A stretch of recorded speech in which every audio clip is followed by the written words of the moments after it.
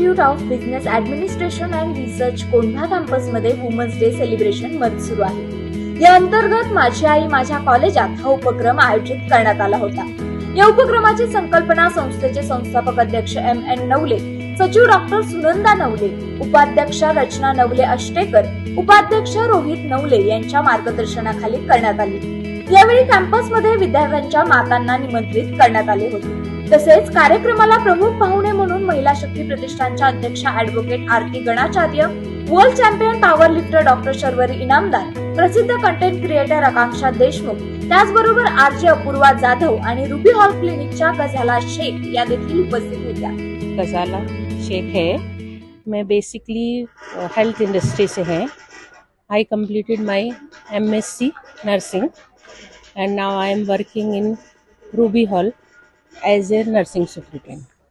Women Day is very important, मतलब स्त्री के लिए एक उसकी परिभाषा, उसकी पहचान को प्रदान करने का एक बहुत अच्छा मार्ग है और इट इज़ अ प्लेटफॉर्म जहाँ पर हर वुमेन अपने आप को प्रेजेंट कर सकती है और उससे पता चलता है समाज में कि उसकी क्या वैल्यू है और बिना स्त्री की वैल्यू के से एक समाज सर्वाइव नहीं कर सकता। तो इसलिए वुमेन डे एक्टिविटी बहुत इम्पॉर्टेंट है और हर स्त्री को ये सेलिब्रेट करनी चाहिए ताकि उसे फील हो कि मेरी अपनी क्या जगह है। सबसे पहले हर स्त्री ने अपनी खुद की जगह पहचाननी चाहिए, तभी समाज उसकी आइडेंटिफिकेशन कर सकता है। Hey, hi, it was my name is Apurva.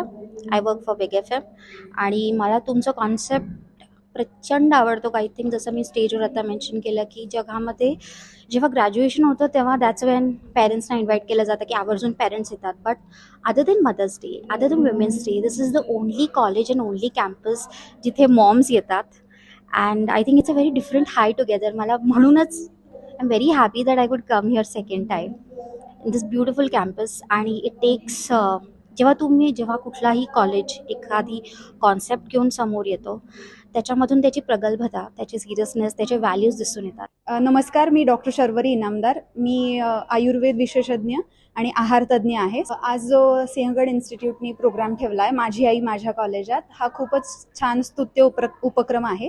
Generally I हा कुटुंबाला बांधून ठेवणारा धागा असते आणि तिच्यात ओवलेले मणी म्हणजे कुटुंबाचे सदस्य असतात।